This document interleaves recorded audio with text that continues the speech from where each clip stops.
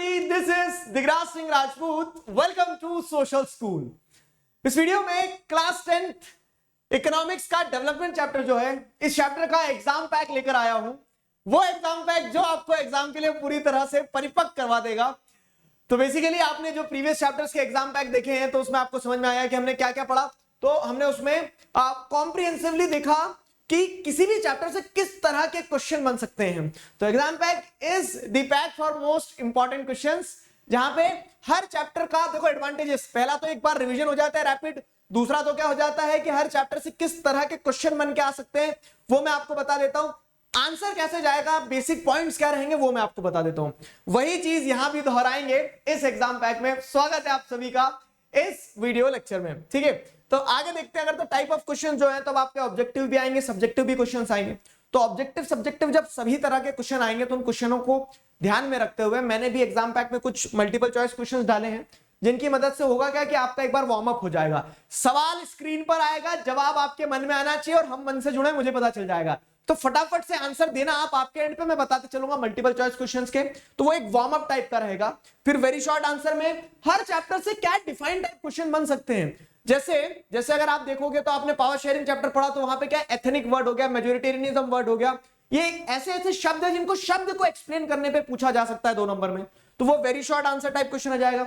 Short answer type में 3 number के जो प्रोबेबल क्वेश्चंस रहते हैं वो, और लॉन्ग आंसर टाइप क्वेश्चंस में 5 नंबर के क्या सवाल बन सकते हैं.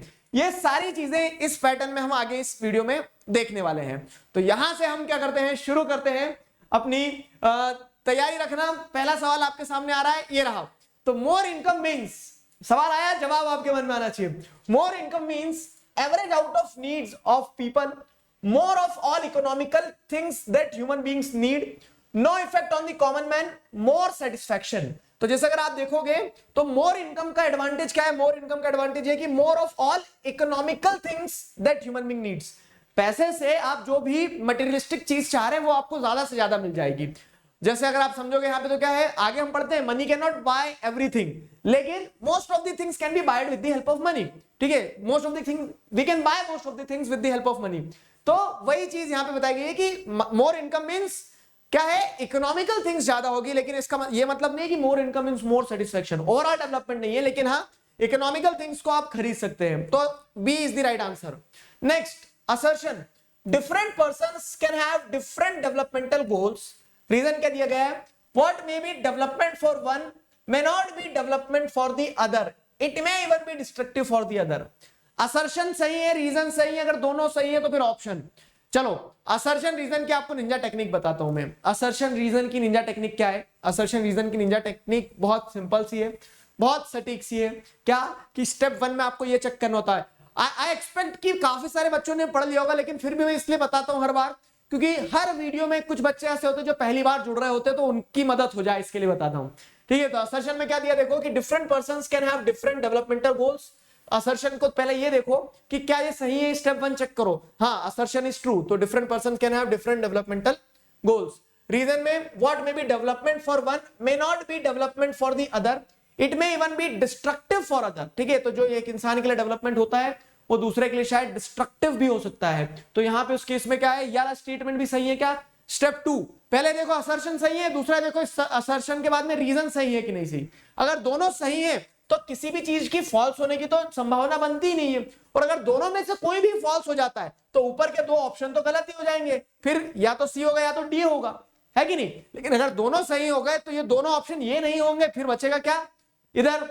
अब असर्शन और रीजन दोनों ही सही है. अब आपको ये चेक करना है कि whether reason is the correct explanation for assertion और नॉट. वो कैसे चेक होगा, बीच में लगा दो बिकॉज. तो different persons can have different developmental goals because what may be development for one may not be development for the other, it may even be destructive for other.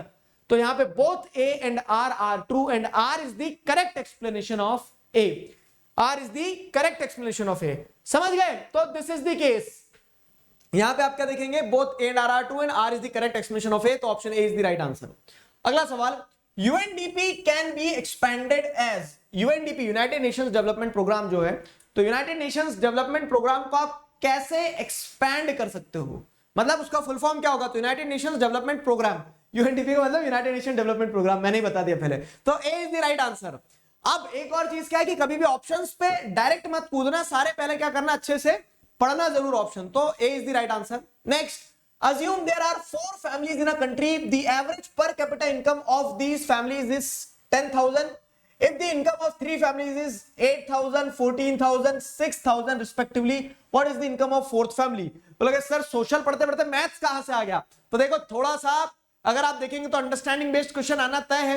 अब maths पढ़ी रहे हो तो इतनी अंडरस्टैंडिंग तो होगी ही क्या कि ये सिंपल सा सम सॉल्व कर सको। मैं कॉन्फिडेंट हूं यार इस सम के ऊपर, तो ठीक है। तो आप लोग तो अभी ताजा ताजा मैथ्स पढ़ ही रहे हो। क्या है, आपको पता है एवरेज इनकम या फिर पर कैपिटा इनकम कैसे निकाली जाती है? तो total income divided by the total population. Total population दी गई है, कितने लोग हैं? 4 फैमिली है, तो टोटल पॉपुलेशन दी गई है आपको क्या? 4 फैमिली है। टोटल इनकम भी दी गई है कितनी? जो टोटल इनकम मतलब एवरेज इनकम दी गई है, एवरेज इनकम दी गई है 10,000। मतलब टोटल इनकम कैसे पता चलेगी? तो जब एवरेज यानी पर कैपिटा 10,000 दे रहे हैं तो टोटल जो होगी तो 4 फैमिली है, तो 10,000 इंटू 4 40,000। तो आपको ये पता चल गया कि 40,000 क्या रहेगी? 40,000 जो रहेगी वो टोटल इनकम रहेगी, ठीक है। टोटल इनकम 40,000 रहेगी। तो हर फैमिली की इनकम आपको ऐसे पता चल गई 10,000 है। अब जब हर फैमिली की 10,000 है और सारी फैमिली की मिला के 40,000 इनकम होना चाहिए, तो 3 फैमिली की इनकम तो दी है 8,000, 14,000 और 6,000। तो 14 और 6 20, 20 और 8 28। कम कितना पड़ रहा है 40 में? 12,000। 28,000 हो गया। तो यहां पे जो चौथी फैमिली होगी उसकी इनकम होना चाहिए 12,000। समझ गए? तो अगर ऐसे सिंपल देखो, एक बीएमआई हो गया, एक ये एवरेज इनकम वाला हो गया, तो 2-3 एरियाज हैं पूरे सोशल साइंस में जहां पे इस तरह के न्यूमेरिकल क्वेश्चंस बन सकते हैं। तो मेंटली प्रिपेयर्ड जाना, मैं आपको अभी बता दे रहा हूं एग्जाम हॉल में कि इस तरह के सवाल भी आ सकते हैं। फाइन, चलिए तो यहां पे 12,000 इज द राइट आंसर।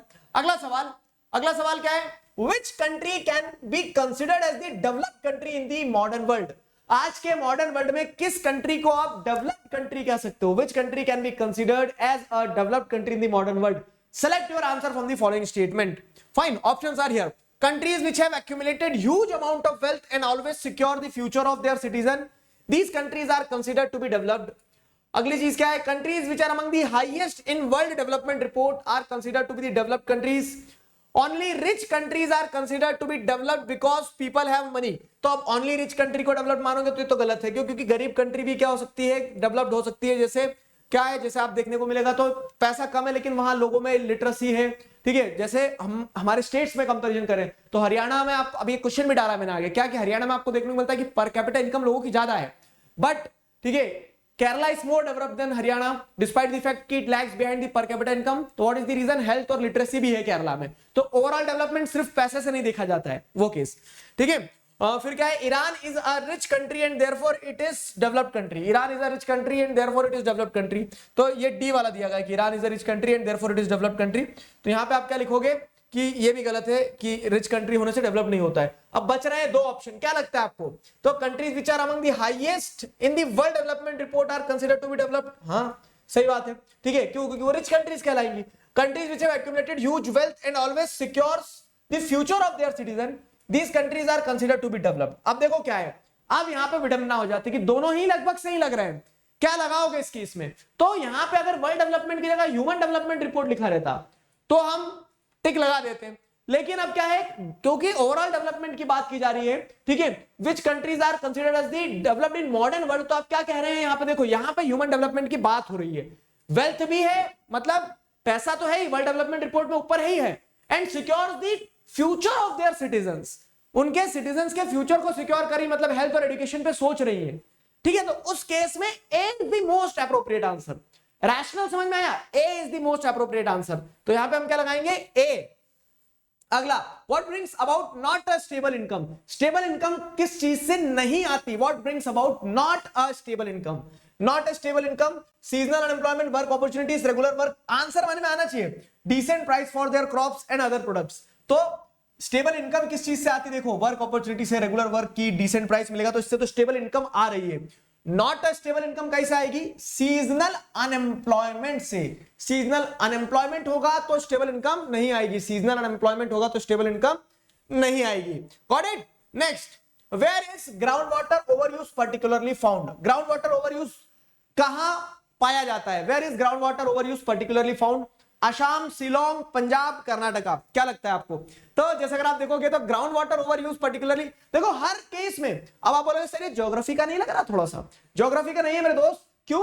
क्योंकि आप अगर देखोगे तो sustainability of development topic development chapter में दिया गया है और उस कंटेक्स्ट में ज्योग्राफी इकोनॉमिक्स मिक्स होते दिख रहे होंगे, है ना? तो यहां पे the right answer is Punjab, over use of ground water, ठीक है, excessive pumping of ground water, और उसके चलते क्या होता है, Punjab is the most appropriate answer कि यहां पर क्या हो रहा है, ओवर यूज हो रहा है ग्राउंड वाटर का पर्टिकुलरली पंजाब में। नेक्स्ट क्वेश्चन है असर्शन रीजन का ही। असर्शन दिया गया people not only think of better income but also have goals such as security, respect for other, equal treatment, freedom etcetera in mind. तो ये assertion दिया देखो कि people not only think of better income, मैंने बताया ना income के अलावा भी दूसरे गोल्स होते हैं, जैसे security, respect for others, equal treatment, ठीक है, इक्वल ट्रीटमेंट, फ्रीडम एक्सेट्रा, ये सारी चीजें भी कंसीडर की जाती है इनकम के अलावा, ठीक है। तो ये असर्शन दिया है। रीजन क्या दिया है? रीजन ये दिया है because money can buy everything. So is it correct कि money can buy everything? No, reason अपने आप में गलत है। तो स्टेप 1 चेक, स्टेप 2 चेक करते समय हमें उसमें बग मिल गया, तो अब आपका आंसर सीधा यही मिल जाएगा इन दोनों ऑप्शन में कि A is true but R is false, A is true but R is false. Option C is the right answer for this question. बना? तो इस तरह से दिमाग में सारे आंसर आते जाना चाहिए। What will be the aspiration of an educated urban unemployed youth? Educated urban unemployed youth की एस्पिरेशन क्या होगी बताओ? तो एक एजुकेटेड है, अर्बन अनएम्प्लॉयड यूथ है, तो उसकी एस्पिरेशन क्या होगी?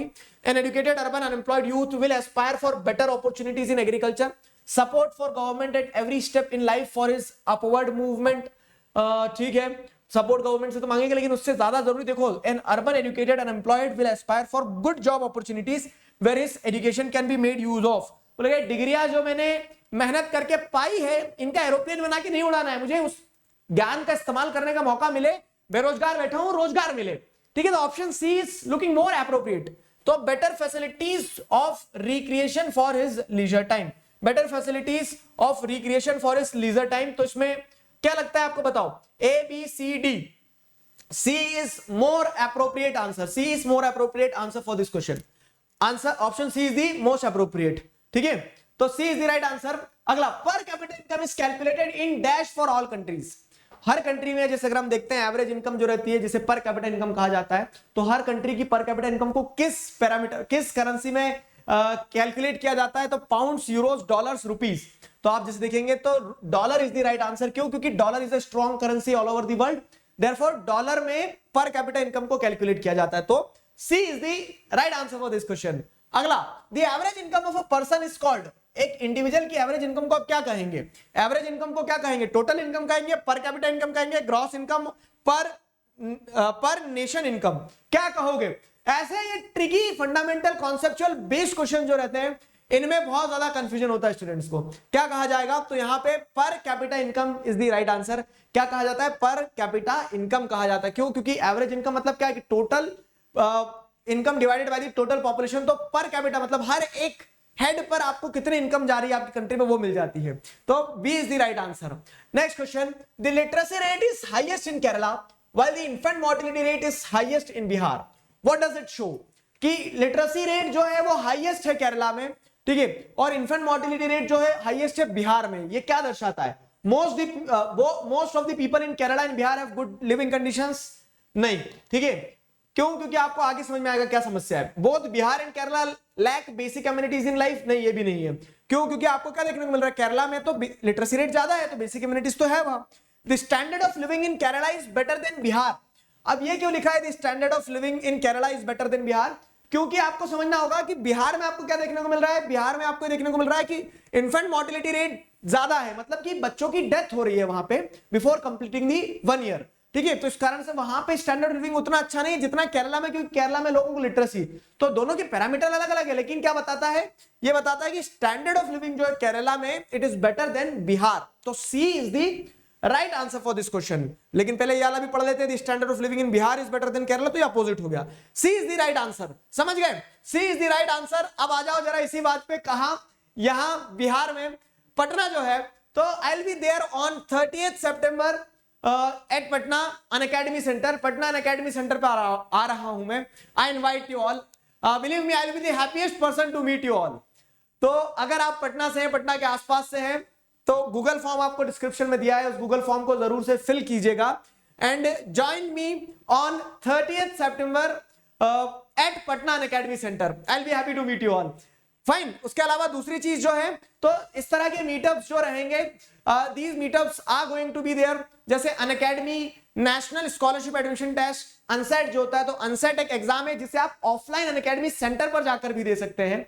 ये जो एग्जाम होगा, इस एग्जाम से आप 100% स्कॉलरशिप तक जीत सकते हैं। आईआईटी, जेईई, नीट, 9, 10, 11, 12 किसी भी क्लास के लिए आप अपियर कर सकते हैं अनसेट में, जहां पर आप अगर टॉप रैंकर्स ग्रुप में आते तो आपको स्पेशल मेंटर्स आपकी पूरी तैयारी करेंगे, कंधे से कंधा मिला के आपके साथ यूरो स्पेस सेंटर जाने का मौका मिलेगा टॉप रैंकर्स को। एग्जाम जो है वो 8 से 15 तारीख के बीच में होना है। और what you are required to do is to just enrol in this exam. Link आपको फिर डिस्क्रिप्शन में मिल जाएंगी। Use the code Digraj and you will get 10% off. Enrolment fee जो है वो 99 रुपीज है, ठीक है, 99 रुपीज है। आप इस बेसिक एनरोलमेंट फी में घर से ऑनलाइन भी दे सकते हो, ऑफलाइन जाके भी एग्जाम दे सकते हो। The options are up to you.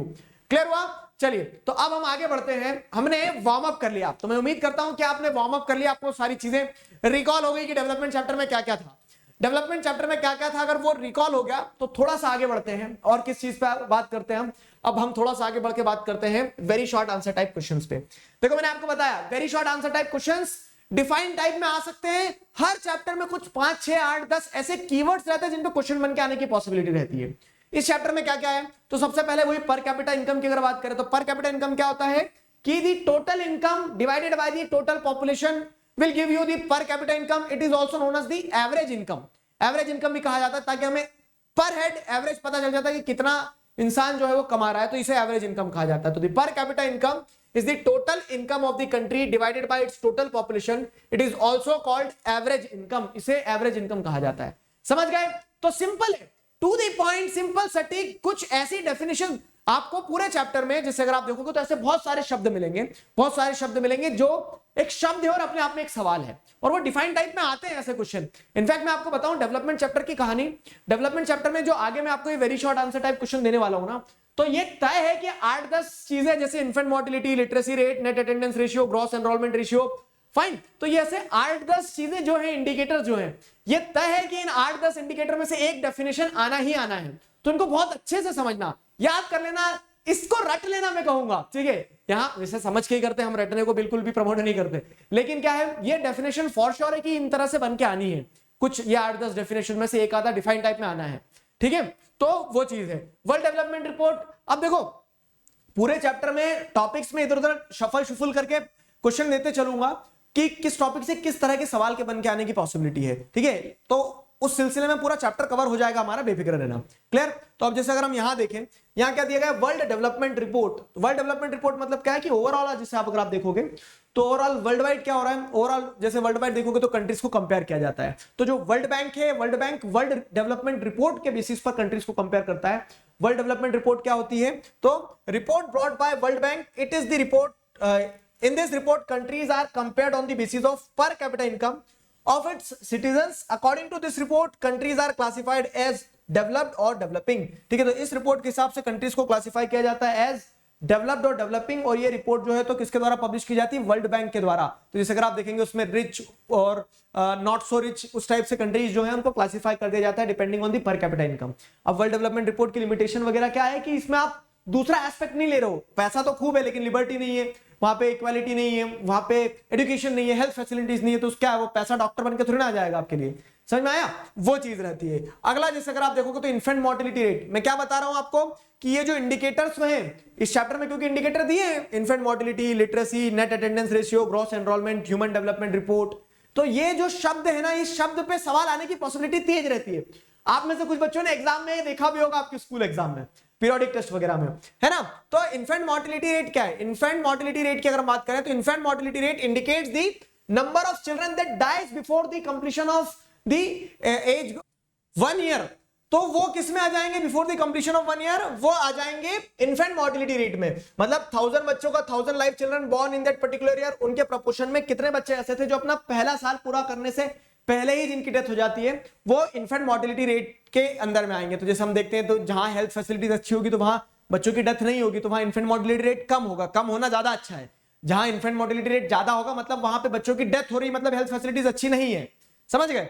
फिर क्या है लिटरेसी रेट, तो हाउ मच मतलब हाउ मेनी चिल्ड्रन या फिर कह लो कि how much proportion of the population, ठीक है, is able to read and write in the age group of 7 and above, 7 साल के एज ग्रुप में और उससे ऊपर के एज ग्रुप में, ठीक है, टोटल प्रोपोर्शन ऑफ पॉपुलेशन में से what proportion of population is able to read and write, वो लिटरेट कहलाती है। तो it measures the proportion of literate population in the 7 and above age group, it signifies how much population can read and write, ठीक है। तो how much proportion of population, how much proportion of population, how much proportion of population can read and write, समझ गए, ये literacy rate हो गया। Next क्या है, net attendance ratio. Net attendance ratio में क्या आता है, देखो नेट अटेंडेंस रेशियो में कि जैसे स्कूल जाने वाले बच्चे हैं तो 14 से 15 साल के एज ग्रुप में, 14 से 15 साल के एज ग्रुप में कंट्री में जितने भी बच्चे हैं तो उनमें से कितने बच्चों का ऐसा एक ग्रुप है जो स्कूल जाता है, जो आता जाता है वो आपका, जो आता है स्कूल वो आपका नेट अटेंडेंस रेशियो दर्शाता है। और जो नहीं स्कूल जाते हैं वो क्या है, वो मतलब स्कूल नहीं जा रहे, तो ये रेशियो ऐसा रहेगा कि अगर 100% बच्चे 14 से 15 साल के एज ग्रुप के हैं तो उन 100% बच्चे में से कितने बच्चे, तो 70% बच्चे जा रहे हैं, 30% स्कूल नहीं जा रहे हैं, तो ऐसे आपको नेट अटेंडेंस रेशियो मिलता है। क्या, तो it is the total number of children, ठीक है, it is the proportion of the children या फिर total number of the children in the age group of 14 to 15 years attending school as a percentage of total number of children in the same age group, ठीक है, attending school as a percentage of total number of children in the same age group, समझ गए। तो ये net attendance ratio हो गया। Net attendance ratio के बाद में क्या है अगला, लाइफ एक्सपेक्टेंसी, ठीक है। लाइफ एक्सपेक्टेंसी मतलब क्या है कि how much years are you going to live, how many years are you going to live, it should be how many years, ठीक है। तो लाइफ एक्सपेक्टेंसी में सिंपल सी चीज है कि आप कितने साल जीने वाले हैं, लाइफ एक्सपेक्टेंसी, ठीक है। तो लाइफ एक्सपेक्टेंसी की अगर बात करें तो life expectancy at birth denotes, as the name suggest, average expected length of a life of a person at the time of birth. तो जन्म के समय, जैसे हम बोलते हैं कि हमारी देश में अमूमन एक इंसान 70 साल जीता है, तो हम क्या बोल रहे हैं कि एवरेज लाइफ एक्सपेक्टेंसी कितनी है हमारी कंट्री में, 70 साल है, समझ गए, वो चीज है। तो लाइफ एक्सपेक्टेंसी मतलब कि the average expected years which a person is going to live, मतलब ऐसा बता नहीं सकते, कोई इंसान किसी की डेथ 20 साल में भी हो जाती है, किसी की डेथ 100 साल तक भी नहीं होती है, तो हम वो एक एवरेज देखते हैं कि हमारी कंट्री में अमूमन इंसान जो इतने साल जीता है वो लाइफ एक्सपेक्टेंसी होता है। क्लियर हुआ। उसके बाद में क्या, ह्यूमन डेवलपमेंट रिपोर्ट। तो जैसे world development report world bank के द्वारा आती है, वैसे ही यूनाइटेड नेशंस डेवलपमेंट प्रोग्राम के द्वारा ह्यूमन डेवलपमेंट रिपोर्ट पब्लिश की जाती है, जहां पे इनकम के अलावा हेल्थ और एजुकेशन को भी क्राइटेरिया माना जाता है, और इंसान मतलब हेल्थ और एजुकेशन को क्राइटेरिया मान के हर इंसान का स्टेटस देखा जाता है और फिर कंट्रीज को कंपेयर किया जाता है। तो ह्यूमन डेवलपमेंट रिपोर्ट अब क्या है, देखो ये मैंने आपको वेरी शॉर्ट में डाल दिया है कि वेरी शॉर्ट में अगर सिर्फ ये पूछ रहे कि ह्यूमन डेवलपमेंट रिपोर्ट क्या है बताओ, क्वेश्चन क्या होगा, again I am coming back to that thing, सवाल बहरूपिया होता है, वो अपना रूप बड़ा कर लेता है, बदल लेता है, सब कुछ कर लेता है। तो वो हो सकता है कि अब ऐसे पूछ रहे हैं आपसे ह्यूमन डेवलपमेंट इंडेक्स बताओ, तो वो ह्यूमन डेवलपमेंट रिपोर्ट का पार्ट होता है जहां पे आप कंट्रीज को रैंक कर रहे हो, रिपोर्ट पूरी की पूरी रिपोर्ट होती है, समझ गए हो, ठीक है। तो उसी तरह से क्या है कि सवाल अपने आप को चेंज करके आ सकता है, शब्द बदल सकते हैं, लेकिन एसेंस पकड़ना। यही क्वेश्चन 3 नंबर में भी आ सकता है कि how what are the indicators in the human development report, explain each of them. तो 3 नंबर में भी आ सकता है, 5 में भी आ सकता है, 2 में भी आ सकता है। तो मैं आपको एक बार ऐसे टच करते चलो कि देखो ऐसे सवाल आ सकता है, आप अपने दिमाग में उस चीज से तैयार रहना कि हाँ वो 3 नंबर में 5 नंबर में भी आएगा तो मैं लिख पाऊंगा कि नहीं लिख पाऊंगा, ठीक है। Human development report, the report published under the United Nations Development Programme where countries are compared on the basis of per capita income, education and health status of the population। तो आप कंट्रीज को compare कर रहे हैं United nation development programme के अंदर में क्या किन किन इंडिकेटर्स पे आप कंपेयर कर रहे हो। तो जैसे अगर आप इंडिकेटर्स की बात करो यहाँ पे, तो इंडिकेटर्स क्या क्या आ जाएगा, ऑन द बेसिस ऑफ पर capita income, education, health status, समझ गए। तो ये सारे इंडिकेटर्स आ जाएंगे, हेल्थ स्टेटस भी है, एजुकेशन भी है और इनकम भी है, ठीक। सिर्फ इनकम नहीं है, तो यहाँ पे ह्यूमनिस्टिक एस्पेक्ट जो है वो भी इंक्लूड किया जा रहा है। According to these principles countries are ranked over human development index, ठीक है। और इन प्रिंसिपल्स के हिसाब से जैसे अगर आप देखोगे तो इन प्रिंसिपल्स के हिसाब से क्या हो रहा है कि countries are ranked over human development index, countries are ranked over human development index, समझ गए। इंडेक्स क्या है, इंडेक्स उसका पार्ट है, इंडेक्स उसका पार्ट है। और यहां आपको क्या देखने को मिल रहा है, रिपोर्ट, यानी कि वो जो ब्रॉड कह सकते हैं कैटेगरी है वो रिपोर्ट हो जाएगा। Public distribution system, PDS, public distribution system में आपको क्या देखने को मिलता है? पब्लिक डिस्ट्रीब्यूशन सिस्टम, ये एक सवाल बन सकता है, जैसे पब्लिक फैसिलिटीज आपको इस चैप्टर में जानने को मिलती है। तो पब्लिक फैसिलिटीज में क्या होता है? एक पीडीएस होता है जहां से पब्लिक फैसिलिटीज में पब्लिक डिस्ट्रीब्यूशन सिस्टम होता है, जहां पे क्या होता है? राशन शॉप जिन्हें कहा जाता है, जहां पे सस्ते कीमत पे क्या है? अनाज बांटा जाता है, तो वो पीडीएस पब्लिक डिस्ट्रीब्यूशन सिस्टम का पार्ट होता है। ठीक है, तो food security system established by the government of India to provide essential items at subsidised rate, जैसे राइस, व्हीट, शुगर, केरोसिन, ये सस्ते दामों पे मिल जाता है, so that the poorest of the poor can afford food grains. तो ये कुछ कीवर्ड्स टाइप से थे जिन्हें मैंने वेरी शॉर्ट आंसर टाइप में पूरे चैप्टर में देखा कि हाँ इस तरह से सवाल बन के आ सकते हैं। ठीक है, तो ये छोटे आंसर हो गए बहुत वाले। अब 3 नंबर में कौन कौन से क्वेश्चंस बन के आ सकते हैं? देखो एक चीज बताता हूं मैं आपको, and you people will agree with me on this point, क्या कि आधे से ज्यादा बच्चों के स्कूल में पीरियोडिक टेस्ट में ये सवाल आया है। कौन सा? कि different person can have different as well as conflicting developmental goals, explain with an example. ठीक है, एक्सप्लेन विद एग्जांपल। तो यहां पे आपको क्या लिखना है? सिंपल सी चीज, what may be development for one may not be development for another, at times what may be development for me. ठीक है, at times what may be development for one may be destruction for the another. तो इस तरह से आपको क्या देखने को मिल रहा है कि different people may have different developmental goals as well as conflicting. Example में क्या लिखोगे? तो एग्जाम्पल सिंपल सा, आपको बहुत क्लासिकल एग्जाम्पल जो आपकी बुक में भी दिया है वही ध्यान रखना है कि जब डैम कंस्ट्रक्शन होते हैं तो डैम कंस्ट्रक्शन में क्या होता है कि एक आदमी जो है जो डैम बनवाना चाह रहा है, वो इंडस्ट्रियलिस्ट हो सकता है, वो अर्बन एरिया में रह रहे लोग हो सकता है, लेकिन वही दूसरा सेक्शन ट्राइबल ग्रुप का ये बोलेगा कि डैम बनेंगे तो हम विस्थापित हो जाएंगे। ठीक है, तो ये पॉइंट ध्यान रखिएगा। क्लियर हुआ? ये पॉइंट ध्यान रखिएगा। तो दिस वाज द स्टोरी। तो इंट्रो आपको देना है वैसे ही कि individual seek development in their own way. ठीक है, everyone has their own notion for development depending on the needs of that person. हर इंसान की जो जरूरत होगी उसके लिए विकास वही होगा। अगर मेरी जरूरत यह है कि मुझे शिक्षा चाहिए और गवर्नमेंट ने क्या कर दिया? स्कूल बना दिया, तो मेरे हिसाब से तो क्या है कि डेवलपमेंट हो गया भाई साहब। ठीक है, वो चीज रहती है। तो what may be development for one may not be development for the other, it may even B destruction for the other. ठीक है, तो जो एट टाइम्स क्या होता है, जैसे डैम वाला एग्जांपल मैंने आपको दिया कि एक इंसान के लिए जो डेवलपमेंट का आइडिया होगा, हो सकता है दूसरे इंसान के लिए वो आइडिया डेवलपमेंट का आइडिया ना हो, वो उसके लिए डिस्ट्रक्शन हो। ठीक है, सिंपल एग्जांपल है डैम कंस्ट्रक्शन का। इसको एक्सप्लेन करना कि when the dams are being constructed, few people think that it will bring development for them. Urban centres और इंडस्ट्रियलिस्ट ये सोचते हैं कि डेवलपमेंट आएगा, क्यों? इलेक्ट्रिसिटी मिलेगी, पानी मिलेगा। लेकिन वहीं पे जो ट्राइबल कम्युनिटी के लोग हैं, they think that their homeland will be submerged, they will be displaced, तो it is a type of destruction for them, not the development। समझ गए? तो वो answer, again I am repeating कि आंसर का मैं आपको ढांचा दे रहा हूं। हर आंसर याद कितने करोगे? आप सोचोगे सर आप पूरे लिख के दे दो यहां, तो आप याद कितना करोगे बताओ? ठीक है, आपको अपने शब्द में लिखना पड़ेगा, क्योंकि सोशल भी है, साइंस भी है, मैथ्स भी है, हिंदी भी है, इंग्लिश भी है। मेरे लिए पढ़ाना सिर्फ एक सब्जेक्ट है, आपको पढ़ना 5-6 है। तो इसके लिए अपने शब्दों में लिखने की कोशिश करो। मैं आपके साथ चल रहा हूं ना, बताते चल रहा हूं कि देखो ऐसे पॉइंटर जाएंगे, ऐसे आंसर जाएंगे। ठीक है, तो ये मोस्ट इंपॉर्टेंट क्वेश्चन है जो इस चैप्टर से पूछा जाता है, तो ध्यान रखिएगा। अगला, for development people look at a mix of goal, support the statement with 3 suitable examples. अब क्या हो रहा है? तो ये स्टेटमेंट दिया, for development people look at a mix of goals. तो अब आपका जो क्या देखेंगे, अगला टॉपिक ही है। अगला टॉपिक क्या है? Goals other than income. तो गोल्स जो होते हैं, डेवलपमेंटल गोल्स जो होते हैं, हर इंसान का जो नोशन होता है, जो इच्छा होती है, जो आइडिया होता है डेवलपमेंट को लेकर, it is not limited to income only. क्यों? क्योंकि इनकम के अलावा भी आप बहुत सारी चीजें देखते हैं, जैसे कहीं सब कुछ ठीक है, इनकम वगैरह सब आ रहा है, लेकिन इक्वल ट्रीटमेंट नहीं है, लिबर्टी नहीं है, फ्रीडम नहीं है, तो आप एक समय के बाद में उस पैसे से बोर हो जाओगे। क्यों? क्योंकि आपकी ओवरऑल डेवलपमेंट नहीं हो रहा ना, आप जो चाह रहे हो, आपका मन जो चाह रहा है वो नहीं मिल रहा है आपको।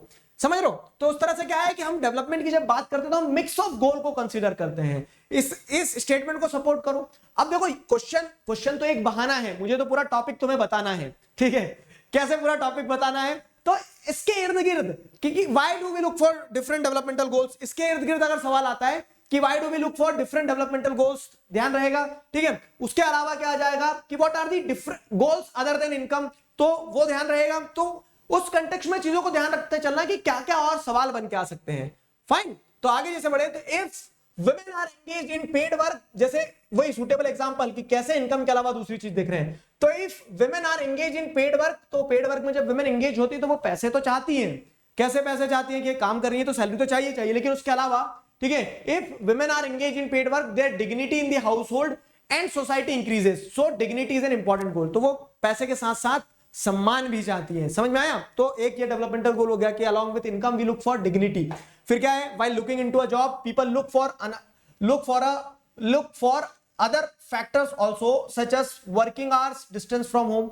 जब हम क्या करते हैं, जब हम बात कर रहे होते हैं हमारे डेवलपमेंटल गोल की, तो हम सोचते हैं कि हाँ विकास के लिए धन जो होता है ना, ठीक है, देखो अर्थ बहुत ज्यादा जरूरी है। अर्थ यानी वही पैसा, तो वो जरूरी तो है विकास के लिए, लेकिन आप सिर्फ वही नहीं देखोगे एक जॉब में, आप ये देखोगे आपको आपके घर से कितनी दूर जाना पड़ रहा है, ठीक है, सिक्योरिटी है कि नहीं है, ये सारे फैक्टर्स भी होते हैं, आगे देखते हैं। Distance from home, working hour, वो पैसे तो दे रहे लेकिन बोल रहे 24 घंटे काम करना होगा। So these are the factors which we look into, ठीक है, while thinking about the job. ठीक है, ये हो गया। A safe and secure environment may allow more women to take up variety of jobs or run a business। अब safe और secure environment होगा तो वो भी एक फैक्टर होता है डेवलपमेंटल गोल का, कि हम काम करना चाह रहे हैं, पैसा कमाना चाह रहे हैं, तो उसमें सिर्फ क्या है, पैसा नहीं देखते, सेफ और सिक्योर इन्वायरमेंट, सिक्योरिटी है कि नहीं है वहां पे। ठीक है, अब पता लग रहा है क्या है कि जैसे कुछ प्रोफेशंस होते हैं जहां पे बहुत रिस्क होता है, जैसे चोरी। ठीक है, तो चोरी में क्या है, चोरी करोगे तो पैसा कमा लोगे चोरी करके, ठीक है, लेकिन क्या होता है, इज इट सेफ?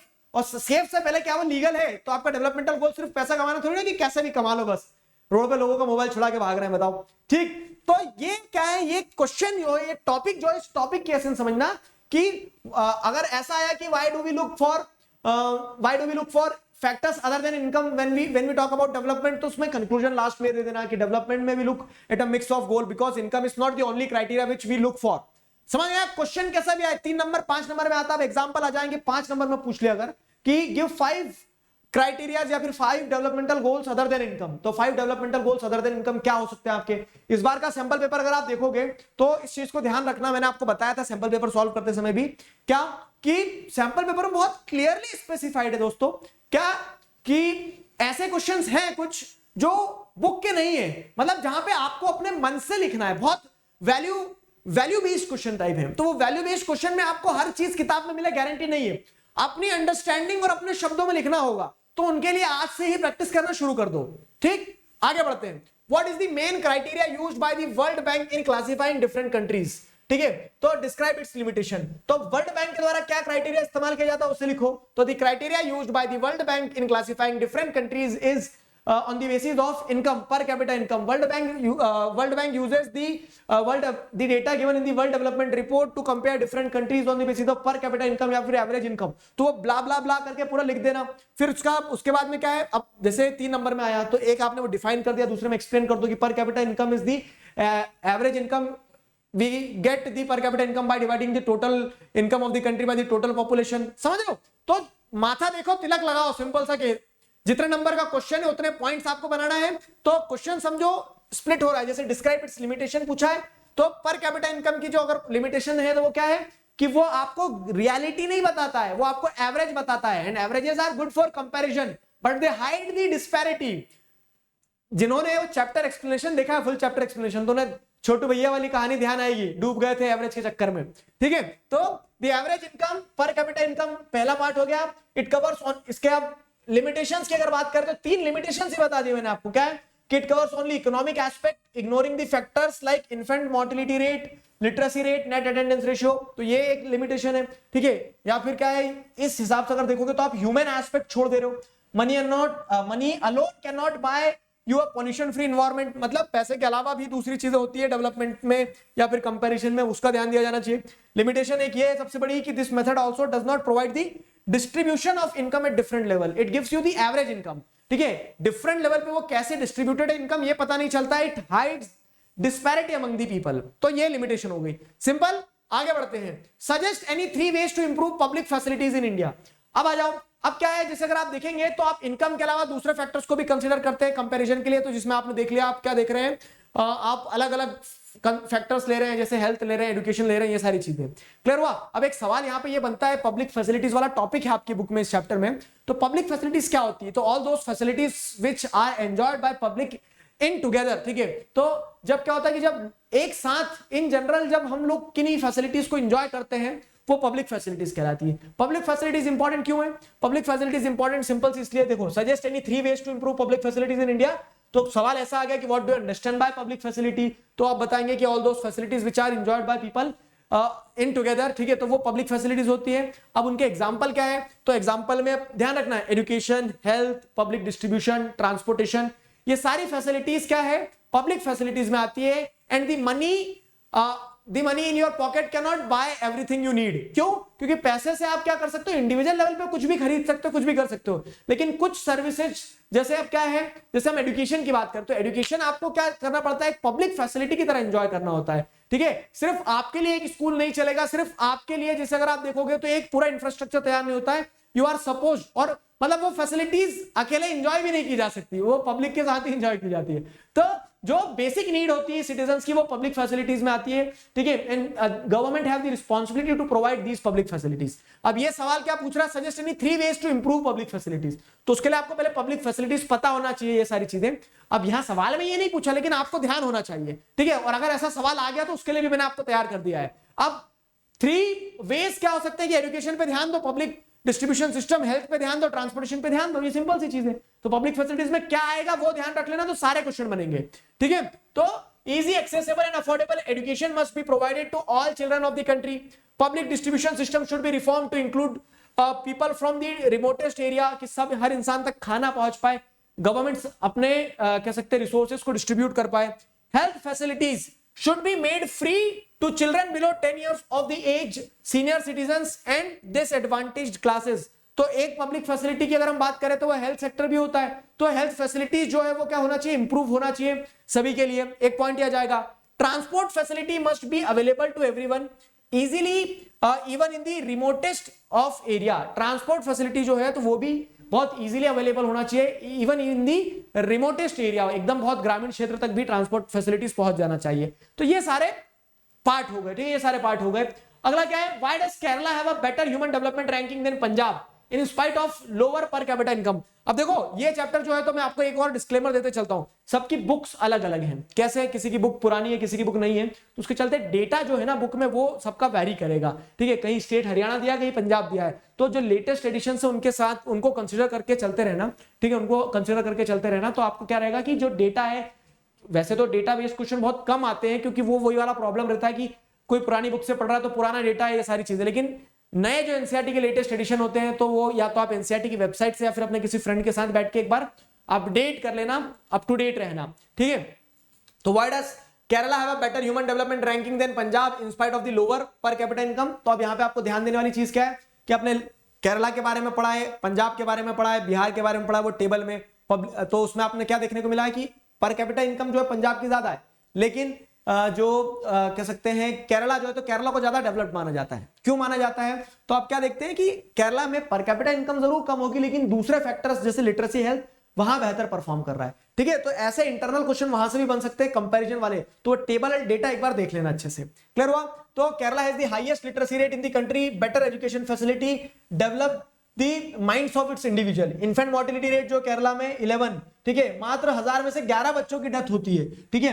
तो जो इन्फेंट मोर्टेलिटी रेट है केरला में, it is much less than Punjab जहां पे 49 है। तो डिस्पाइट द फैक्ट कि पंजाब में पैसा ज्यादा होगा लोगों के पास में, लेकिन वहां ये जो दूसरे फैक्टर्स हैं लिटरेसी और हेल्थ, वो उतने बेहतरीन नहीं है ना। तो income is not the only criteria which determine the development, because Punjab में have the per capita income higher than Kerala, but Kerala in the overall perspective is performing better on health and education of the people। समझ गए? ये case हो गया। अगला क्या है, define BMI, what is exception to it. Define BMI, what is exception to it. तो BMI को डिफाइन करो कि क्या एक्सेप्शन है बीएमआई का। अब बीएमआई क्या है, देखो यूं तो बीएमआई के क्वेश्चन आने की पॉसिबिलिटी कम है, लेकिन छोड़ो कुछ भी नहीं, ठीक है। We should not leave any stone unturned. हर पत्थर को पलटा पलटा के देख लेना कि क्या इसके नीचे से संभावना निकलने की है, ठीक है। तो यहां पे जैसे अगर आप देखोगे तो define BMI, what is exception to it. BMI क्या है, बॉडी मास इंडेक्स होता है, जहां पे आप क्या देख रहे हैं, height of weight of the person in kilogram is divided by the height of the person in metre square, और उससे आपको एक डेटा मिलता है, और उस स्केल पे, उस नंबर पे आप ये देखते हैं weather a person is fit, overweight और अंडर नरिश्ड, ये आप देखते हैं। और उसमें क्या एक्सेप्शन है कि ग्रोइंग चिल्ड्रन को स्केल नहीं किया जाता, क्योंकि जब बच्चे बढ़ रहे होते हैं तो उनका हाइट और वेट अलग ही प्रोपोर्शन में बढ़ रहा होता है, ठीक है। तो देखो क्या है, तो body mass index is an international standard used to determine whether an adult person is undernourished or not, or whether he or she is healthy or not, ठीक है, if we divide the weight of a person by the square of his her height we get a ratio which is called BMI. BMI is equal to weight in kg and height in meter square. Growing children are not evaluated on BMI. तो ये आपका answer हो गया, समझ गए। अगर हम देखेंगे तो why is the issue of sustainability important? Her topic को टच करते चल रहा हूं मैं। Why is the issue of sustainability important? ये सवाल आया तो अब मुझे एक चीज बताओ कि क्या लगता है आपको, सस्टेनेबल डेवलपमेंट और सस्टेनेबिलिटी ऑफ डेवलपमेंट सेम है? ऑलमोस्ट सेम है, लेकिन एक कंसेप्चुअल डिफरेंस समझना। ज्योग्राफी का जो सस्टेनेबल डेवलपमेंट पढ़ रहे हो आप, तो वो क्या कहता है, वो ये कहता है कि रिसोर्सेज का इस्तेमाल ऐसे किया जाए कि वो हमारी नीड को पूरा करे, ठीक है, along with that resources should be conserve for the upcoming future generation. और सस्टेनेबिलिटी ऑफ डेवलपमेंट की बात की जाए तो उसमें ऐसा कहा जाता है, बात वही है कि रिसोर्सेज का कंजर्वेशन जरूरी है, लेकिन उसको इस तरह से देखा जाता है कि जो आज हम विकास कर रहे हैं वो विकास इस तरह से हो, किस तरह से हो कि लंबे समय तक सस्टेन कर जाए, मतलब development should sustain, sustainability of development, ठीक है। तो अब यहां पे पॉइंट ये है कि why is the issue of sustainability important for development, because if we will not look into the issue of sustainability, अगर हम रिसोर्सेज पे ध्यान नहीं देंगे तो समस्या ये हो जाएगी, क्या समस्या हो जाएगी अगर हम रिसोर्सेज पे ध्यान नहीं देंगे तो, कि over the period of time resources खत्म होते चले जाएंगे और फिर सवाल ये आएगा कि विकास कैसे करोगे, क्यों, क्योंकि आपके पास रिसोर्स नहीं बचे, ठीक है। तो सस्टेनेबिलिटी ऑफ डेवलपमेंट और sustainable development refers to the development which takes place without damaging the environment. Simple सी चीज है, दोनों ही केस में बात वही है कि एनवायरनमेंट के साथ में आपको हार्मनी में रहकर डेवलपमेंट के बारे में सोचना होता है, ठीक है। The issue of sustainability is essential for development because it should not compromise on the needs of future generation, otherwise it is meaningless, ठीक है। तो जो फ्यूचर जनरेशन की नीड्स हैं उससे आप किसी तरह का कॉम्प्रोमाइज मत करो, क्यों, क्योंकि यहां पे एक स्टेटमेंट निकल के आता है और वो स्टेटमेंट पे सवाल बनता है क्या, कि we have not inherited the resources from our forefathers, हमें जायदाद में नहीं मिलेगी जब उड़ा देंगे, we have borrowed it from our childrens, ठीक है। तो हमने क्या किया है, समझना बहुत अच्छे से स्टेटमेंट की एसेंस को, कि we have not inherited the resources from our forefathers, we have borrowed them from our children, ठीक है। हमने हमारे बच्चों से उधार लिए हैं, और जब कुछ चीज उधार लेते हैं तो वापस लौटाना होती है, तो वही कंसेप्ट है यहाँ पे कि रिसोर्सेज को उस तरह से इस्तेमाल किया जाए कि वो लंबे समय तक क्या हो जाए, सस्टेन हो जाए, ठीक है। तो यहाँ पे वही पॉइंट बताया गया कि the issue of sustainability is essential for development because it should not compromise on the need of future generation, otherwise it is meaningless. Reckless exploitation of non-renewable natural resource is going on. Since the stock of natural resource like oil and minerals is limited, development should not take place at the cost of these scarce natural resources as they are not renewable in the near future, and therefore the issue of sustainability is important. मैं आपको ढांचा दे रहा हूं, शब्द आप अपने इस्तेमाल कर सकते हो, आपको पॉइंट समझ में आना चाहिए, आप अपने वर्ड्स में लिखो, मतलब उसमें दो राहें होना ही नहीं चाहिए कि अपने वर्ड्स में लिखेंगे नंबर कट गए, तो ये कुछ नहीं सोचना है, अपने वर्ड्स में लिखो, नंबर मिलते हैं, फॉर श्योर मिलते हैं, ठीक है। अगली चीज क्या है, लॉन्ग आंसर टाइप पे आ गए, चलो तो देखो, अब ये जो टॉपिक्स मैंने आपको बताया अभी तक, तो इन्हीं को 5 नंबर में पूछ लेंगे, सवाल बहुरूपिया होता है, अलग शब्दों में पूछ लेंगे, और अब ये जो 5 नंबर की बात करें तो ये भी 3 नंबर में आ सकते हैं, लेकिन ब्रॉडली हम समझते चल रहे हैं।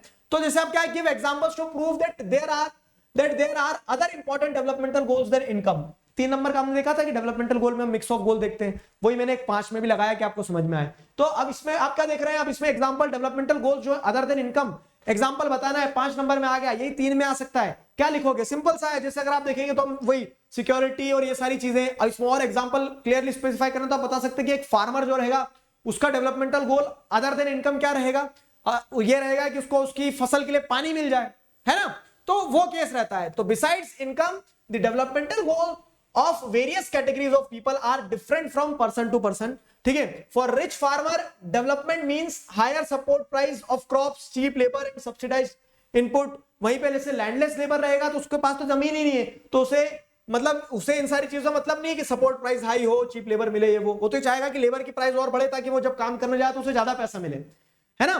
तो ये वही पॉइंट बताया जा रहा है, मतलब इसको आप हर कंटेक्स्ट में लिख सकते हो। अगर सवाल ऐसा आ गया कि developmental goal for different people are different, give 5 examples, तो अलग अलग लोगों के अलग अलग डेवलपमेंटल गोल हो सकते हैं, उसके 5 एग्जांपल में चले जाएगा। डेवलपमेंटल गोल अदर देन इनकम क्या हो सकते हैं, तो अदर देन इनकम जैसे अगर आप देखोगे तो यहाँ पे क्या है, चीप लेबर, सब्सिडाइज इनपुट मिल जाए, लैंडलेस लेबर के लिए क्या होगा, more days of work, school for their children. विकास का मतलब ये भी हो सकता है ना कि हम आधी रोटी कम खाएंगे लेकिन मेरे बच्चे या बच्ची को अच्छी शिक्षा मिल जाए, फाइन, वो चीज रहती है। For Adivasi development means no social discrimination, year round employment, social school education for children and PDS shop in his village. तो वो यही चाहेगा कि पैसे चाहे कम मिले लेकिन क्या है, बच्चों को शिक्षा मिल जाए, पीडीएस शॉप वगैरह खुल जाए गांव के आसपास। For urban girl from rich family, development means freedom to choose her profession और being able to pursue her higher studies abroad. ठीक है, रिच फैमिलीज के लिए क्या होगा, रिच मतलब गर्ल्स फ्रॉम रिच फैमिली वो ये चाहेंगे कि उसे और इंडिपेंडेंस मिल जाए, वो हायर एजुकेशन बाहर कहीं विदेश से कर पाए, ये सारी चीजें। तो these are some of the examples. ये ऐसे क्वेश्चंस वैल्यू बेस्ड होंगे, आप अपने शब्दों में बेफिक्र होकर लिख सकते हो ऐसे सवालों के जवाब। ठीक है, वैल्यू बेस्ड रहेंगे क्योंकि ये। अगला सवाल, व्हाट इज नेशनल डेवलपमेंट। अब देखो मैं आपको ये इंटेंशनली ये क्वेश्चन मैंने डाला है, क्यों, क्योंकि मैं आपको ऑब्जेक्टिव बताता हूं उसका क्या है। एक दो पैराग्राफ में दिया है बस नेशनल डेवलपमेंट वाला टॉपिक, जो हमने देखा कि डेवलपमेंटल गोल्स क्या होते हैं, developmental goals other than income भी हो सकते हैं। तो आप नेशनल डेवलपमेंट की जब बात करते हो तो वो हर इंसान का जब डेवलपमेंटल गोल वेरी करता है, तो मेरे लिए राष्ट्र का विकास कुछ और होगा, इनके लिए राष्ट्र का विकास कुछ और होगा, सबके लिए देश का विकास तो अलग अलग होगा। अब जब सबके लिए डेवलपमेंटल गोल वेरी कर सकता है, नेशनल डेवलपमेंट वेरी कर सकता है, तब आप ये कैसे तय करोगे कि what should be the exact notion of national development. ठीक है, तो व्हाट इज नेशनल डेवलपमेंट, ये एक सवाल आ गया। लेकिन अब ये सवाल 5 नंबर में आ गया कि what are the aspects covered under national development. और ऐसा ही होता है, यही फंसते हो, मुस्कुरा देना एक बार, यही फंसते हो ना कि सर छोटा सा टॉपिक है 5 नंबर कहां से लिख देंगे उस पर, यही फंसते हैं। तो अब देखो बाबू यहाँ पे क्या करना होता है, यहाँ पे आपको अपने होराइजन को खोलना होता है, यहाँ पे आपको इर्द गिर्द की चीजें लिखना होती है, क्वेश्चन को समझ के अपने मन से आंसर लिखना होता है। कैसे, तो नेशनल डेवलपमेंट क्या है, मतलब the development of the country is national development. अब what are the aspects covered under the national development. तो नेशनल डेवलपमेंट में आप सेल्फ सेंट्रिक नहीं सोचोगे, आप ब्रॉडर वे पे सोचोगे। आप ये देखोगे मैक्सिमम लोगों को बेनिफिट कैसे पहुंच रहा है, समझ में आया। तो ये सारे इश्यूज हैं जो नेशनल डेवलपमेंट से एसोसिएटेड है। क्लियर, तो the national development refers to the improvement of life standards of countries citizens through actualisation of their different developmental goals. ठीक है, तो आपको क्या देखने को मिल रहा है, national development refers to the improvement of life standards of countries citizen through actualisation of different developmental goals. तो सबके डेवलपमेंटल गोल्स को आप एक तरह से फोकस में लाते हो क्या है, अल्टीमेटली कंट्री के डेवलपमेंट की बात कर रहे हो, वो क्या होगा, वो नेशनल डेवलपमेंट कहलाएगा। ठीक है, under national development the government decides what would be a fair and just for all the citizens. National development में क्या होता है कि गवर्नमेंट डिसाइड करती है कि क्या फेयर और जस्ट होगा जिससे सारे सिटीजंस को फायदा मिले। तो ये नेशनल डेवलपमेंट से जुड़ा हुआ क्या है, एक एस्पेक्ट है। Those programmes and policies are implemented which would benefit maximum number of people। तो नेशनल डेवलपमेंट में आप क्या उन पॉलिसीज को, उन प्रोग्राम्स को इंप्लीमेंट कर रहे हो जिससे मैक्सिमम लोगों को बेनिफिट मिले। Under national development national interest are prioritised over self interest. ठीक है, नेशनल इंटरेस्ट को प्रायोरिटाइज किया जाता है सेल्फ इंटरेस्ट की अपेक्षाकृत। National development also entails invoking feeling of belongingness, national unity among all the communities. ठीक है, तो feeling of belongingness, national unity, इन सारी चीजों को इन्वोक किया जाता है नेशनल डेवलपमेंट के अंदर। तो ये सारी चीजें क्या हो रही है, कवर हो रही है किसमें, नेशनल डेवलपमेंट के आइडिया में, नेशनल डेवलपमेंट के आइडिया में। फाइन, और ये उससे जुड़े हुए इश्यूज हैं। क्लियर है, आगे बढ़ते हैं। What do you mean by per capita income of the country, how can it be used to compare two countries, is there any limitation of its use. ठीक है, तो अब आप क्या देख रहे हैं, how to compare different countries. तो we can compare different countries using different indicators, income is one such indicator. तो वो क्या है, वो पर कैपिटा इनकम जो होता है, what do you mean by per capita income of a country, तो the total income divided by the total population, you will get the per capita income. सवाल समझो, एक पार्ट, दो पार्ट, तीन पार्ट, तो आप उसको उस तरह से 3 पार्ट में आंसर करना कि पर कैपिटा इनकम क्या होता है, ये 1 नंबर में समझा दिया आपने। क्या, how can it be used to compare different countries, तो पर कैपिटा इनकम के हिसाब से वर्ल्ड डेवलपमेंट रिपोर्ट में आप अलग अलग कंट्रीज की इनकम देखते हो, क्या कंट्रीज में हर इंडिविजुअल की इनकम क्या है, and depending on that you see whether the country is rich और नॉट सो रिच। अब ये जो पर कैपिटा इनकम से आप कंपेयर कर रहे हो, तो उसकी लिमिटेशन क्या है, उसका लिमिटेशन ये है कि पर कैपिटा इनकम से आपको एवरेज मिल जाएगा, लेकिन it hides the disparity among the people. लोगों में आपस में जो डिस्पैरिटी वो छुप जाती है, समझ रहे हो। तो देखो ये एक इंपॉर्टेंट एस्पेक्ट है इस चैप्टर का। Again I am giving you the guarantee कि अगर इस चैप्टर, जैसे पीरियोडिक टेस्ट में दे रहे हो, हाफ ईयरली में दे रहे हो, और इस चैप्टर से 2-3 एरियाज जो हैं, एक तो वो डिफरेंट डेवलपमेंटल गोल वाला और एक पर कैपिटा इनकम वाला, यहां पे कहीं ना कहीं क्वेश्चन आते ही आते हैं। ठीक है, हाई प्रोबेबल एरियाज में से एक है। क्लियर हुआ। तो the per capita income of a country is the total income of the country divided by its total population. It is used to compare the development of countries by the World Bank. The country with higher per capita income implies that people are earning more, on an average and this is considered as the indicator of higher development. तो per capita income क्या है और वो कैसे आपको how it can be used to compare different countries. Higher per capita income आपको ये दर्शाना चाहता है, ये इंडिकेटर बताता है कि लोगों की इनकम हाई है। However, this hides the fact that there may be wide difference in the earning of people, which implies inadequate social development। ठीक है, ये आपको पॉइंट ध्यान रखना होगा कि पर कैपिटा इनकम की लिमिटेशन ये है कि it hides the fact that there may be wide differences in the earning of people which implies inadequate social development. ठीक है, तो हो सकता है ग्राउंड लेवल पे डिस्पैरिटी हो, सोशल डेवलपमेंट इनएडुकेट हो रहा हो कि कुछ लोग बहुत ग्रो कर गए, कुछ लोग कम ग्रो करे, तो वो चीज लेकिन आपको पर कैपिटा इनकम से कंपैरिजन पे नहीं पता चलेगी। ठीक है, एक और सवाल, अगला सवाल क्या देखो, what is human development, explain its indicator. अब ये सवाल जो है देखो, what do you understand by human development report, how human development report is made, what are its indicator, explain, आगे बताया था मैंने। तो वही सवाल 3 नंबर 5 नंबर किसी भी कंटेक्स्ट में आ सकता है। ह्यूमन डेवलपमेंट क्या होता है, तो overall development of the human, ठीक है, which looks into the aspect of monetary and self actualisation of the one. ठीक है, मतलब आप अपने आप को पूरी तरह से ग्रो कैसे कर पा रहे हो, तो हेल्थ, एजुकेशन, मॉनेटरी गेन्स, इन सारी चीजों को कंसीडर करो तब ह्यूमन डेवलपमेंट होता है। तो what is human development, explain it's indicators. उसके इंडिकेटर्स क्या है ह्यूमन डेवलपमेंट के, तो हेल्थ है, एजुकेशन है, ठीक है, पर कैपिटा इनकम है। तो हेल्थ में आप कैसे ऐसे देखोगे कि जिसकी बॉडी है वो डेवलप्ड है, नहीं, हेल्थ में आप क्या देखते हो, वहां देखते हो इन्फेंट मोर्टेलिटी रेट कैसा है उस देश का, हेल्थ में आप देखते हो कि लाइफ एक्सपेक्टेंसी क्या है, एजुकेशन में आप देखते हो लिटरेसी रेट है कि नहीं है, ठीक है, लिटरेसी रेट की क्या स्थिति है, ठीक, नेट अटेंडेंस रेशियो। तो वो जो इंडिकेटर्स बताए थे वो सारे समझ गए। तो यहाँ पे वही बताएगा कि human development can be seen as the human centred approach towards the development. Simple, बहुत अच्छी डेफिनेशन, क्या कि human centred approach towards development. क्या आप डेवलपमेंट जब कर रहे हो तो ऐसा होना चाहिए कि आप सेंटर में किसको रख रहे हो, ह्यूमन बीइंग को रख रहे हो और फिर डेवलपमेंट की बात कर रहे हो। तो it is concerned with the people and their wellbeing and fulfilment of their needs, choice and aspirations. ठीक है, तो ह्यूमन डेवलपमेंट में आपको क्या देखने को मिल रहा है कि it is concerned with the people and their wellbeing and fulfilment of their needs, choice and aspirations. अब इसमें आप इंडिकेटर्स क्या क्या आ रहे हैं, तो इंडिकेटर्स आ जाएगा पर कैपिटा इनकम, देखो 5 नंबर का है, एक्सप्लेन करना। तो the per capita income is the average income, the total income of the population divided by the total population per capita. Literacy rate, तो लिटरेसी रेट में क्या जाएगा, आपको पता है सिंपल सी चीज है कि out of the total population the proportion of population, ठीक है, which is literate in the age group of 7 और अबव, तो वो क्या हो जाएगा, लिटरेसी रेट में आ जाएगा। इन्फेंट मोर्टेलिटी में क्या हो जाएगा, the number of children dying before the completion of 1 year out of the proportion of 1000 live children born in that particular year। तो इस तरह से क्या है, इनको एक्सप्लेन जरूर कर देना, समझ गए। नेट अटेंडेंस रेशियो, तो the proportion of population attending the school in the age group of 14 to 15 year out of the total population, ठीक है, वो नेट अटेंडेंस रेशियो दर्शाता है। क्लियर हुआ, तो this is the case, what is human development, explain its indicator. तो ये human development उसके इंडिकेटर्स ही रहे। क्लियर हुआ, ये कहानी थी। अब देखो, मैंने कोशिश करी कि पूरा कवर कर लूं, लेकिन अब इतना कवर करने के बावजूद भी क्या रहेगा कि सवाल वैरूप्य है, तो वो हर कंटेक्स्ट में अलग अलग तरह से बन के आ सकता है। जैसे देखो, ये अच्छा क्वेश्चन आया, जैसे differentiate between UNDP report and world bank report, why UNDP report is more reliable. तो आप बताएंगे यूनाइटेड नेशन डेवलपमेंट प्रोग्राम में ओवरऑल डेवलपमेंट पे फोकस किया जाता है और कंपेयर किया जाता है, जहां पे आप हेल्थ इंडिकेटर्स, लिटरेसी वगैरह को भी ले रहे हैं, लेकिन वर्ल्ड डेवलपमेंट रिपोर्ट में सिर्फ पर कैपिटा इनकम को लिया जाता है। Therefore UNDP report is more reliable because it looks into the overall perspective, ठीक है, overall development of the nation and individuals, therefore it is more reliable। समझ गए। अगला सवाल, why are public facilities needed for the development of the country।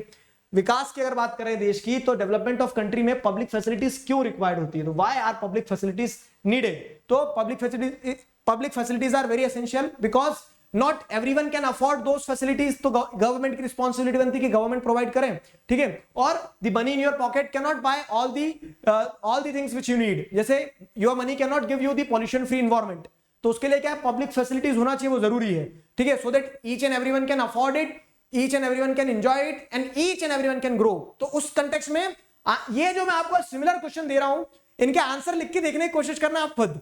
अगला सवाल, money in your pocket cannot buy all the goods and services that you may need to live well। वही public facilities से जुड़ा हुआ है, क्यों, क्योंकि at times some facilities are enjoyed by society as a whole and the responsibility to give these facilities lies with public facility, government, ठीक है, तो गवर्नमेंट के पास होती है रिस्पॉन्सिबिलिटी कि वो लोगों को अवेल करवाए ये फैसिलिटीज। क्लियर हुआ। अगला, suggest some of the developmental goals for your locality और place where you are residing. अब ये बुक में मिलेगा क्या आपको? कहीं नहीं मिलेगा, ये आपको खुद से लिखना पड़ेगा, ये आपको खुद से समझ के करना पड़ेगा कि suggest some of the developmental goals for your locality और place where you are residing. तो these type of questions are to be tackled by your own, ठीक है, अपने आप खुद से करना होगा। नेक्स्ट क्या है?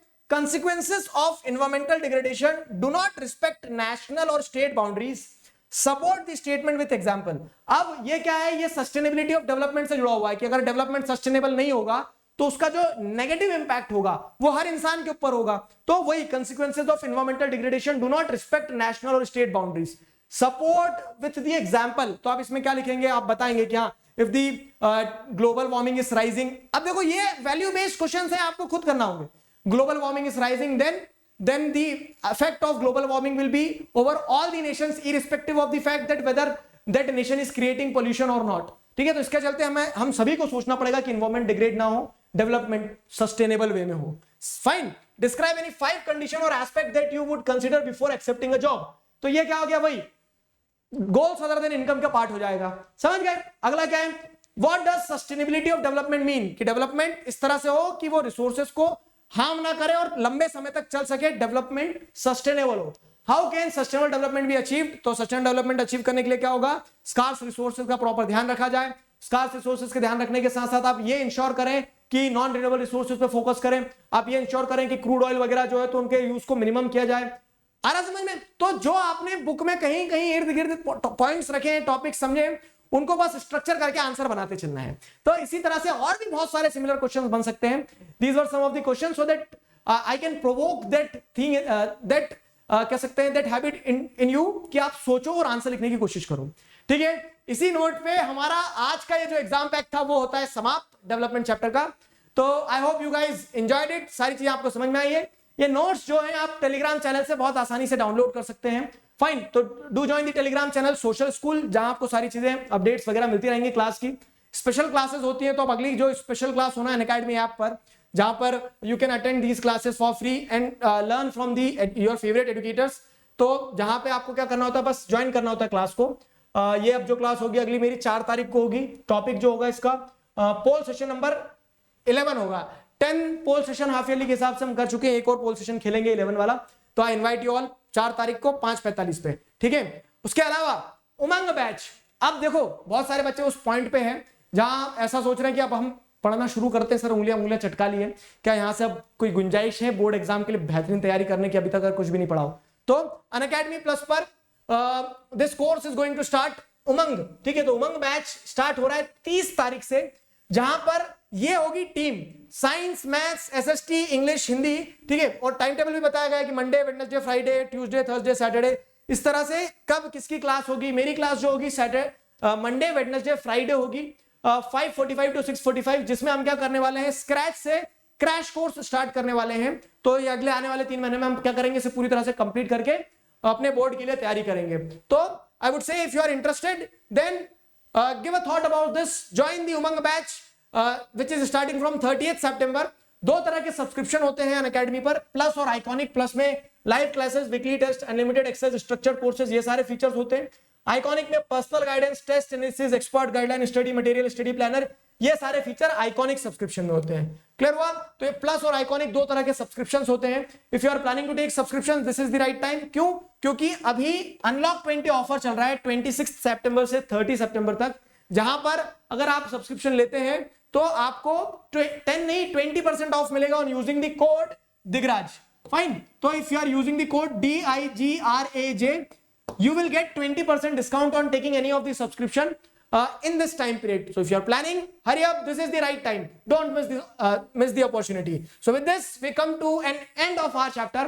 यहां पे चैप्टर होता है हमारा समाप्त, एग्जाम पैक होता है खत्म।